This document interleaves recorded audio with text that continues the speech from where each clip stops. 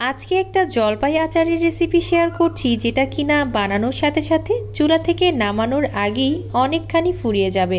এতটাই মজা হয় এই জলপাই আচারটা, আর রেসিপিটা এত সহজ যে কেউ বানাতে পারবে। আশা করছি আজকের রেসিপিটাও আপনাদের সবার কাছে ভালো লাগবে। ভালো লাগলে একটা লাইক দেবেন এবং চ্যানেলটিকে সাবস্ক্রাইব করার অনুরোধ রইল।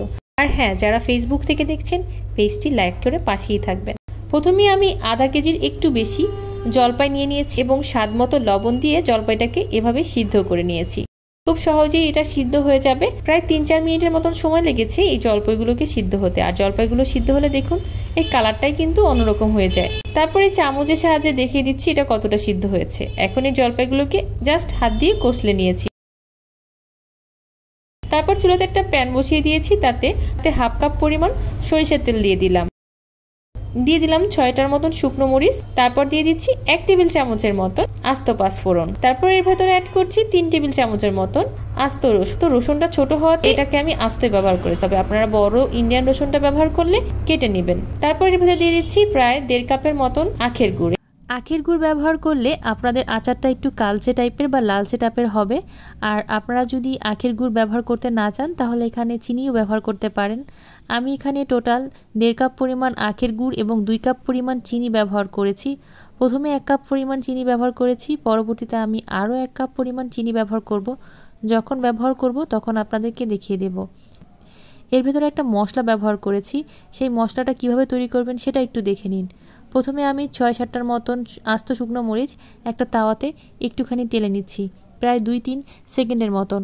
তারপর এর ভেতরে দিয়ে দিচ্ছি প্রায় 2 টেবিল চামচ পরিমাণ পাঁচফোড়ন, জিরা, মৌরি বা মিষ্টি জিরা আর ধনিয়া।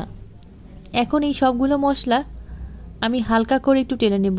ততক্ষণ টেলে নেব যতক্ষণ না খুব সুন্দর একটা ঘ্রাণ এসে নাকে আসবে। চুলার আঁচটা একদম লোতে থাকবে, লোতে রেখেই এটাকে টেলে নিতে হবে, অনবরত নেড়ে চেড়ে। চুলার আঁচ কিন্তু কোনোভাবেই বাড়ানো যাবে না।